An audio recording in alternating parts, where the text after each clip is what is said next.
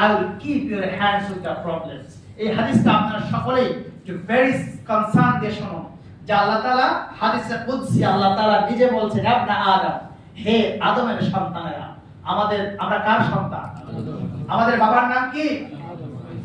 আল্লাহ রাব্বুল আলামিন আদমের সন্তানদেরকে বললেন, আদম সন্তান, তোমরা যদি তোমাদের জীবন থেকে একটু সময় যদি আমি আল্লাহর জন্য জীবনের থেকে যদি একটু সময় তোমরা আমাকে দিতে পারো, যদি হতে পারে তোমার জীবনের 1 মাস সময় থেকে তোমাকে 3 দিন তাবলীগে যাওয়ার জন্য বললো, এটা আল্লাহর রাস্তার সময়, তোমার মাসের মধ্যে 2টা দিন তোমাকে মসজিদে এসে একটু সময় তোমাকে দিতে বললো, এরকম যদি একটু স্যাক্রিফাইস করো ও আমার প্রবাসী বান্দারা, আমি আল্লাহ তোমার জন্য দুইটা কাজ করব। সবাই বলুন কয়টা? দুইটা।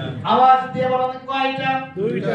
1 নম্বরে রব্বুল আলামিন বললেন, এই পৃথিবীর মানুষেরা, প্রবাসী বান্দারা শুনে নাও, যদি জীবন থেকে একটু সময় আমি আল্লাহর জন্য দিতে পারো, 1 নম্বর আমি আল্লাহ তোমার জীবনের দারিদ্র্যের অভিশাপকে আমি আল্লাহ দূর করে দিব। সুবহানাল্লাহ। দারিদ্র্যের অভিশাপ দূর করার জন্যই তো আমরা কি মানুষ এসেছি, আছে না?